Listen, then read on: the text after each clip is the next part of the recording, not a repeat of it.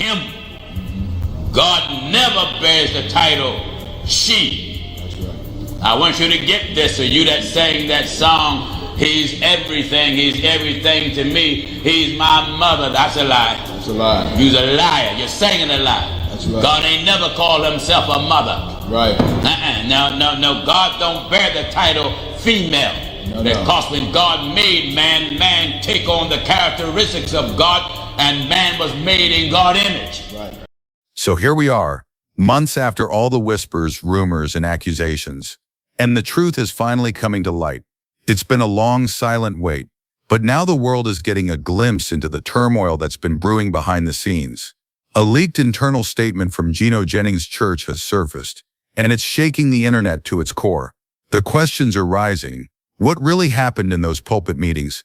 Who's been keeping secrets? And why has it taken so long for anyone to speak up? Well, brace yourselves, because what's about to come out is far more shocking than you could have imagined. Gino Jennings, the man himself, has never been a stranger to controversy. The guy's known for his fiery, unrelenting sermons, his stance on holiness that doesn't back down, and his rejection of mainstream Christianity. Over the years, he's attracted a massive following. He's also made just as many enemies. But as the months passed, something started shifting. The murmurs turned into accusations, and those accusations escalated into a full-on scandal. Rumors spread, allegations about verbal manipulation, questionable financial dealings, and things that frankly don't sit right. It all built up, gaining traction on social media and across different platforms. Yet despite everything, there was radio silence from Gino. No press conference, no interviews. The First Church of our Lord Jesus Christ remained mum. For months, nothing. But now things have changed. This video we're about to dive into, it's a breakdown of the leaked church statement that's finally addressing the accusations. But don't get it twisted. This isn't some polished public relations stunt. Far from it. This document was never meant to see the light of day. Yet here we are reading between the lines, unpacking every word, every contradiction, and revealing hidden details that most people missed entirely. And trust me, it's not just about the church leadership's words.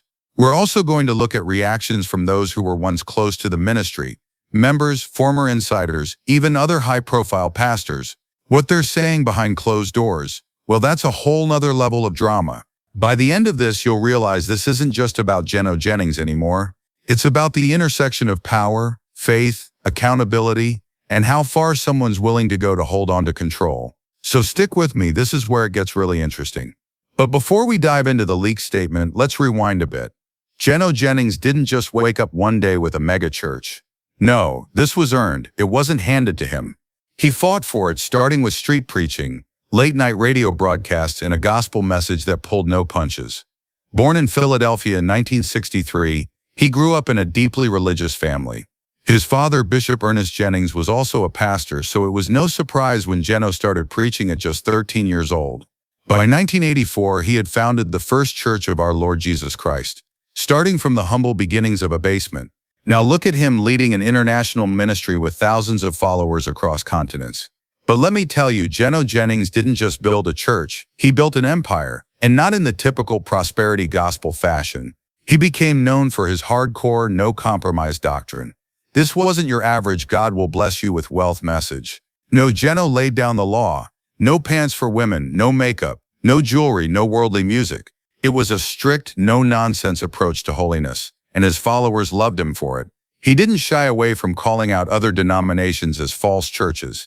He wasn't afraid to name names, bishops, pastors, and even Christian celebrities. If you were in his crosshairs, you felt the full weight of his words.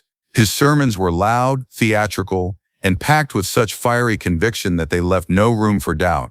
We're not like these false churches.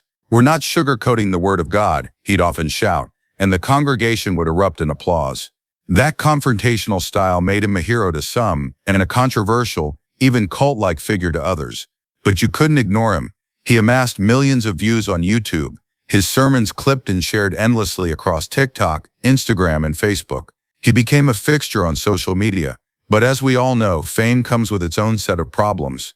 And when you rise that fast, people start taking a harder look at you. That's when the cracks began to show. Former members, once loyal to the cause, began stepping forward with serious concerns. Some were anonymous, too afraid of the potential fallout, but others, Former leaders, even family members, came out publicly, and they painted a disturbing picture of what was really happening inside the church. They spoke of a rigid control structure that extended beyond spiritual guidance. It reached into every part of their lives. There were allegations of spiritual abuse, emotional manipulation, and financial irregularities. One former church member put it this way in an interview: "It was like we couldn't breathe without asking permission. Everything went through the church. Your relationships, your decisions, your money.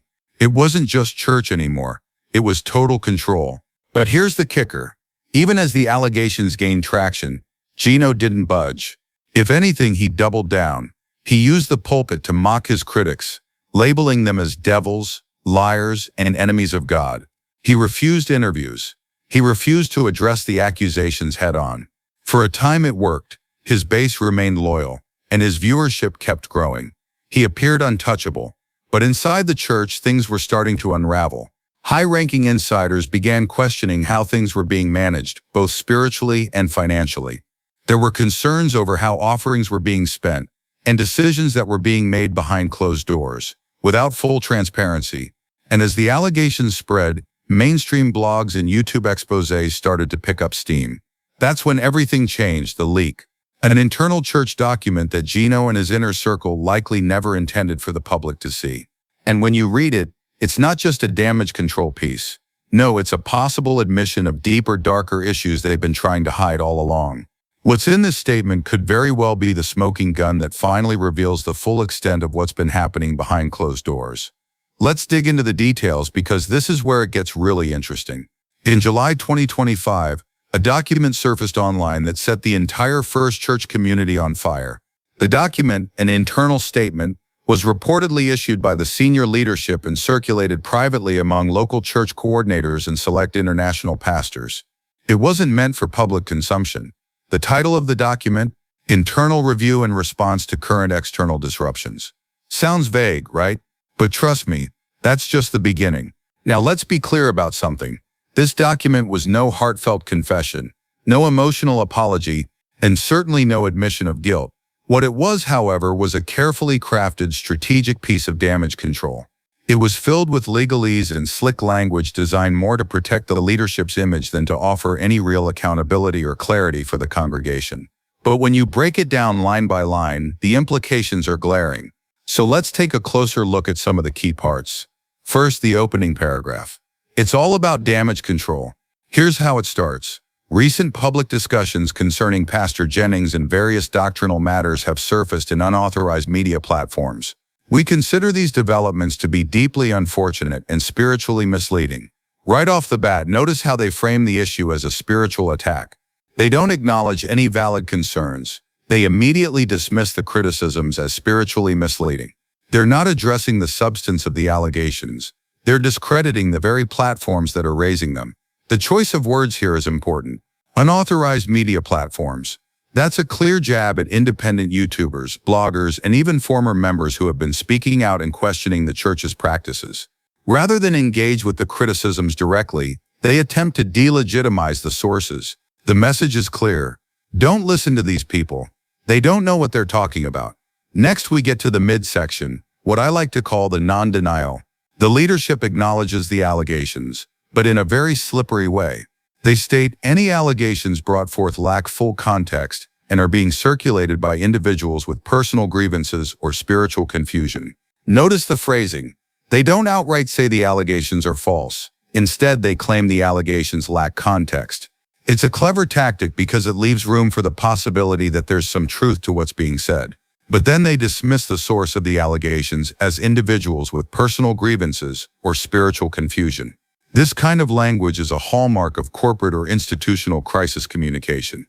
It's a strategy of plausible deniability. By not fully denying the allegations, they subtly admit that something might have happened, but they're deflecting any responsibility by questioning the credibility of the whistleblowers.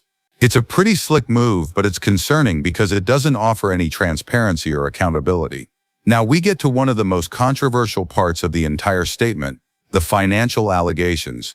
The church had been under scrutiny for how funds were being managed, and the document addresses this in a way that feels like they're trying to silence the conversation. Here's what it says. All financial matters are overseen by trusted stewards, and annual financial reports are made available to appointed church delegates in good standing. That's it. The document provides no specifics, no clarity, just vague reassurance that everything is being handled by trusted stewards and that reports are available to a select group of people, appointed church delegates in good standing. Who are these trusted stewards? What does it mean to be in good standing? There's no explanation, no transparency.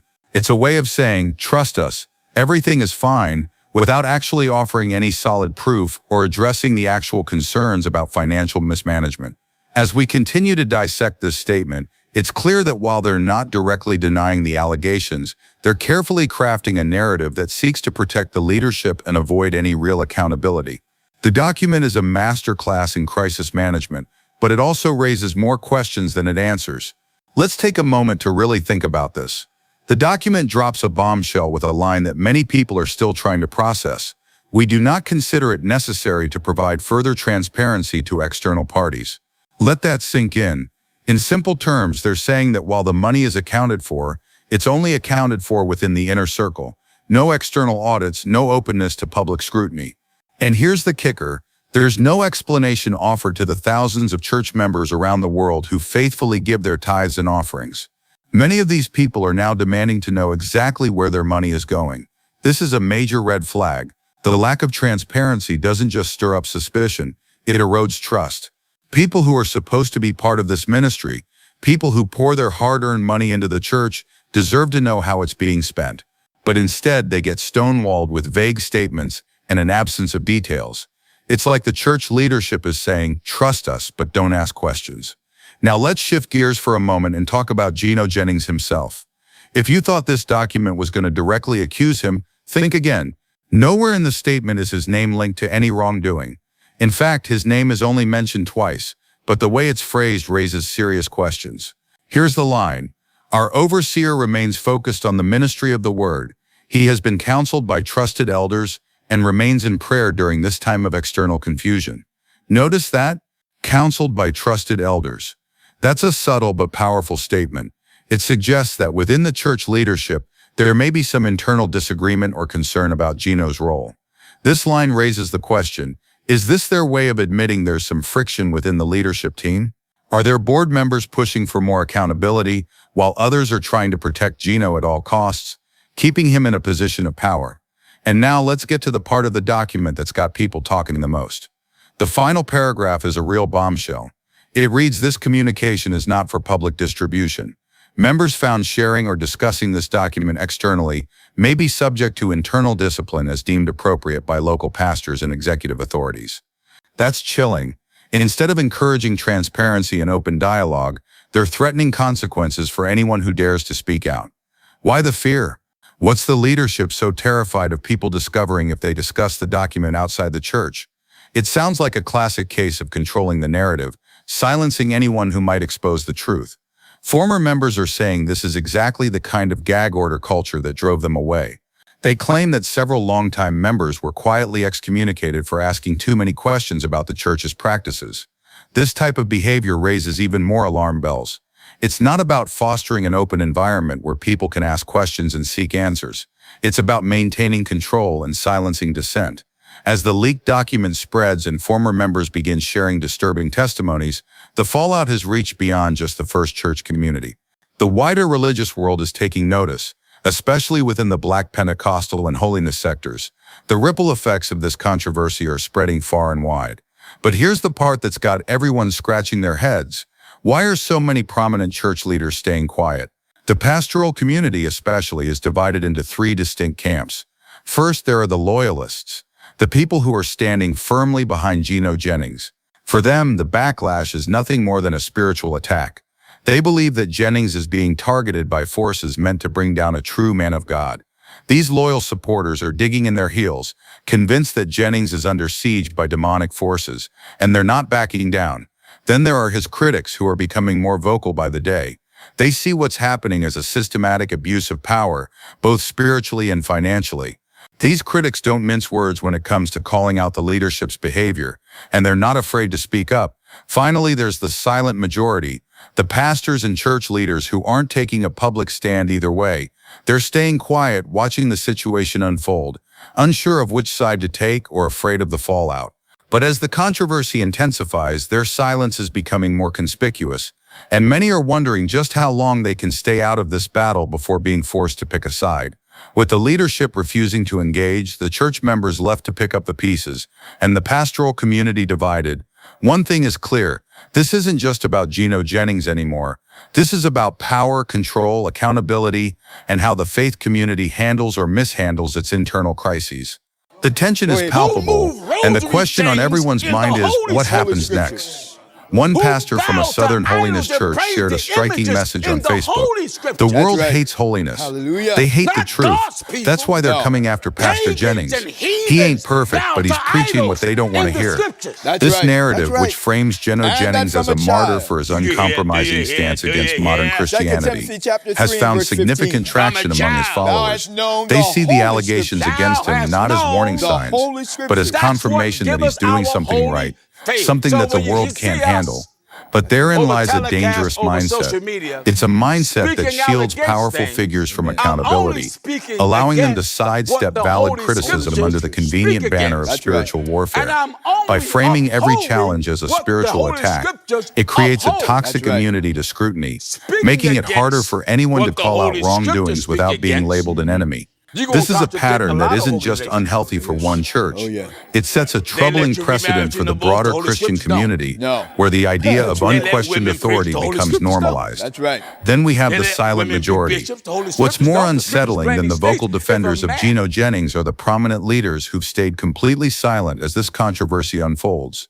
These are well-known Christian influencers, leaders with blue checkmarks, massive followings, and sizable pulpits who have said nothing in response to the allegations. Some of these leaders have worked with Jennings before, others run similar ministries, and some even consider him a friend behind the scenes. So why the silence? Is it fear of backlash? Not just from Jennings' loyal followers, but from their own congregations, many of whom have been taught to never question authority. There are also practical reasons for the silence. Some of these leaders may worry that speaking out would open up their own ministries to the same level of scrutiny. If they start criticizing Jennings, what happens when their own flaws come to light? It's possible some are staying neutral because of shared business ventures or speaking engagements with Jennings. They don't want to jeopardize their reputation or financial interests. It's a cold, calculated silence, where the risk of losing face or income outweighs standing up for what's right. Amidst all this, there are the brave few, the pastors who are willing to speak up, not to tear Jennings down, but to demand accountability. One of the first to speak out was Pastor Jamal Reed, a former Pentecostal bishop now leading a progressive congregation in Atlanta. In a viral YouTube sermon titled "When the Pulpit Becomes a Prison," Reed delivered a powerful statement. Holiness isn't about controlling people's clothing and silencing questions. That's not Jesus. That's fear. And if your ministry can't survive accountability, it's not a ministry, it's a monarchy. Reed's words ignited both praise and backlash. Some people hailed him as a hero for standing up to the toxic culture of control. Others labeled him a traitor, and Jennings' loyal followers bombarded him with threatening emails. But Pastor Reed, standing firm, responded, "This isn't personal, it's principle. If we can't protect the people in our pews, we don't deserve to preach at all."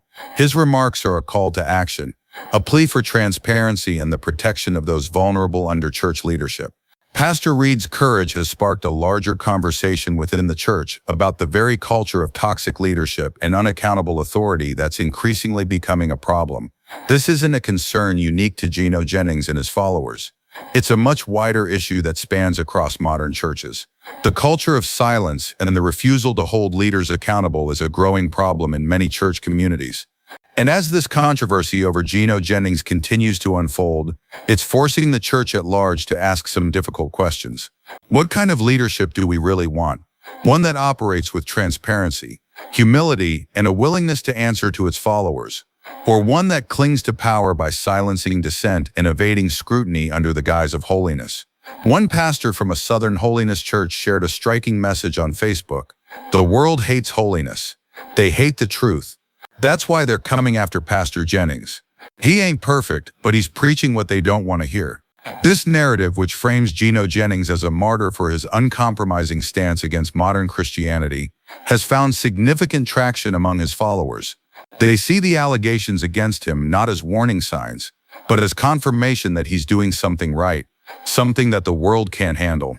But therein lies a dangerous mindset. It's a mindset that shields powerful figures from accountability, allowing them to sidestep valid criticism under the convenient banner of spiritual warfare. By framing every challenge as a spiritual attack, it creates a toxic immunity to scrutiny, making it harder for anyone to call out wrongdoings without being labeled an enemy. This is a pattern that isn't just unhealthy for one church. It sets a troubling precedent for the broader Christian community, where the idea of unquestioned authority becomes normalized. Then we have the silent majority. What's more unsettling than the vocal defenders of Gino Jennings are the prominent leaders who've stayed completely silent as this controversy unfolds. These are well-known Christian influencers, leaders with blue check marks, massive followings, and sizable pulpits who have said nothing in response to the allegations. Some of these leaders have worked with Jennings before, others run similar ministries, and some even consider him a friend behind the scenes. So why the silence? Is it fear of backlash, not just from Jennings' loyal followers, but from their own congregations, many of whom have been taught to never question authority? There are also practical reasons for the silence. Some of these leaders may worry that speaking out would open up their own ministries to the same level of scrutiny. If they start criticizing Jennings, what happens when their own flaws come to light? It's possible some are staying neutral because of shared business ventures or speaking engagements with Jennings. They don't want to jeopardize their reputation or financial interests. It's a cold, calculated silence where the risk of losing face or income outweighs standing up for what's right.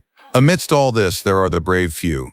The pastors who are willing to speak up, not to tear Jennings down, but to demand accountability. One of the first to speak out was Pastor Jamal Reed, a former Pentecostal bishop now leading a progressive congregation in Atlanta. In a viral YouTube sermon titled "When the Pulpit Becomes a Prison," Reed delivered a powerful statement. Holiness isn't about controlling people's clothing and silencing questions. That's not Jesus, that's fear. And if your ministry can't survive accountability, it's not a ministry, it's a monarchy. Reed's words ignited both praise and backlash. Some people hailed him as a hero for standing up to the toxic culture of control. Others labeled him a traitor, and Jennings' loyal followers bombarded him with threatening emails. But Pastor Reed, standing firm, responded, "This isn't personal, it's principle. If we can't protect the people in our pews, we don't deserve to preach at all." His remarks are a call to action, a plea for transparency, and the protection of those vulnerable under church leadership. Pastor Reed's courage has sparked a larger conversation within the church about the very culture of toxic leadership and unaccountable authority that's increasingly becoming a problem. This isn't a concern unique to Gino Jennings and his followers. It's a much wider issue that spans across modern churches. The culture of silence and the refusal to hold leaders accountable is a growing problem in many church communities. And as this controversy over Gino Jennings continues to unfold, it's forcing the church at large to ask some difficult questions. What kind of leadership do we really want? One that operates with transparency, humility, and a willingness to answer to its followers, or one that clings to power by silencing dissent and evading scrutiny under the guise of holiness? The stories that have emerged from former female members of Gino Jennings' church are deeply troubling, and perhaps the most unsettling revelations come from those who are now speaking out about their experiences. Under hashtags like #TuckXFCoolJCWomen and Silent No More Jennings, women who were once part of the congregation are beginning to share their personal accounts of what they describe as an environment of extreme submission and control. These women were taught to be voiceless, unquestioning, and obedient, not just at home but in the church as well. One woman, identified as Sister Teresa, shared her harrowing experience in a now viral TikTok video. She explained that it all started with small, seemingly harmless demands. "We were told not to wear pants. Okay, fine. Then no makeup. Fine. Then no earrings." But it didn't stop there. The restrictions grew stricter. Don't speak unless asked. Don't question your husband even if he sins. Don't report abuse to outsiders. Bring it to the church. For Sister Teresa, what was initially presented as a call to holiness soon became a tool for control, stripping away not only her personal freedoms but also her ability to protect herself and others. It wasn't holiness, It was control, she said, cutting straight to the heart of the issue. Teresa also revealed that young girls were groomed to accept rigid gender roles from an early age, with any deviation from these teachings considered an act of spiritual rebellion. For some women, these teachings went even further, as they were pressured to stay in toxic or abusive marriages. Leaders reportedly warned that leaving a man, no matter the circumstances, meant defying God's design. This kind of control over women's lives, bodies, and voices isn't just about spiritual guidance, it's about maintaining power and subjugation. These testimonies have fueled a growing backlash online, both from faith-based critics and secular commentators. Many are now asking how much of this behavior is rooted in doctrine, and how much is pure manipulation. The stories raise a critical question. When does spiritual obedience cross the line into silent oppression? And how many women have been silenced, hurt, or even manipulated into submission in the name of God? As if the testimonies weren't already devastating enough, secret recordings have begun circulating, further exposing the toxic dynamics at play within the church. One particular clip, now widely shared across multiple platforms, appears to show a local leader mocking concerns about mental health raised by church youth. In the recording, the leader dismisses depression as a spirit of laziness and anxiety as a lack of prayer. While the identity of the speaker has yet to be confirmed, those familiar with the church culture say it bears a striking resemblance to the voice of a longtime regional overseer. If verified, this would show how serious issues like mental health are stigmatized and ignored, leaving vulnerable members to suffer in silence. Other leaked audio snippets shed light on private leadership meetings where excommunication decisions are made without any representation from the members. This raises even more troubling questions. Are due process and spiritual guidance being followed? Or are church leaders simply erasing anyone who dares to ask questions or stand up for themselves? For many of the former members who have spoken out, leaving the church was not a voluntary decision. Worse, it wasn't even acknowledged. As one anonymous ex-member shared in an emotional Reddit post, "You're there every week for years, you tithe, you clean the church, you help out. Then you ask one wrong question and you disappear. No goodbye, just gone." This forced isolation and erasure is a stark reminder of the deeply controlling nature of this church's leadership. Some former members even claimed that their families were pressured to cut ties with them, under the guise of protecting the church from bad influences that could spread rebellion. This kind of spiritual manipulation extends far beyond the church walls and into the very fabric of personal relationships. The emotional toll of this spiritual isolation is impossible to overstate. People have lost their relationships, homes, and entire support systems simply for choosing to walk away or speak out. What's happening inside the walls of this church isn't just about one man or one church. It's a deeper issue about the culture of control, manipulation, and spiritual abuse that can take root in any institution that claims to represent God. The question now is whether the people within these walls will ever be given the freedom to reclaim their voices and their agency, or whether they will continue to be silenced by the very faith that is meant to set them free.